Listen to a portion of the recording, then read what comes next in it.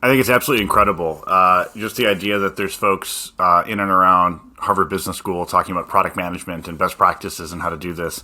It's such a long way from where we were when I started. I started in product management maybe 20 years ago. It's been a long time. And we used to talk about how no two product managers used to come to the job from the same path. It was sort of this thing people found their way into from all parts of the company, different backgrounds, kind of different perspectives.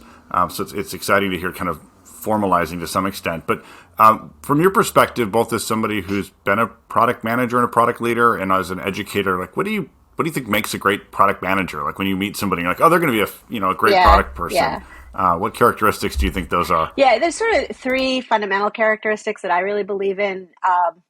They definitely have to have a strong domain understanding. They don't have to be an expert, but really have the aptitude to understand a domain and get up to speed and really familiar with the customer and really be the voice of the customer and be comfortable with being in the customer's shoes. I think that's an important skill. They have to have a great EQ, not only to interact with customers, but their ability to build relationships across an organization, whether it's an early stage organization or more mature, from designers and engineers to product leaders, strategists, higher level, down to all support folks, right? Really being able to navigate an organization, understanding everybody has a different view of the customer and the product, and being comfortable context switching a lot between all of those.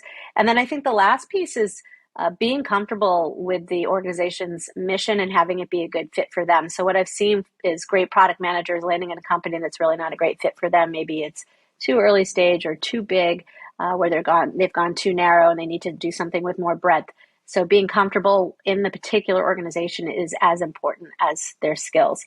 I do think the personal piece and that ability to context switch and be engaging with lots of different audiences is critical. Yeah, absolutely.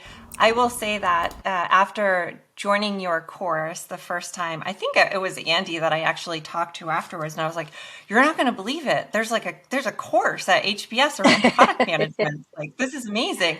And also, doubly amazing is that I remember when you had me come in to talk about the importance of customer feedback and show them the user testing platform and give them a demo. It was sort of like, this wasn't a new concept. Like talking to your customers was not a new concept for them in that course. It was something that had been integrated into the course from day one. And that was super impressive as well. So that was sort of like my own personal, I don't know, Nirvana moment going to your course and recognizing both of those things.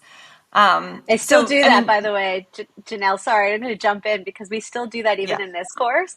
I am pretty shameless with pushing my students to get out and talk with customers and get feedback. And I'm a strong advocate for feedback never stopping.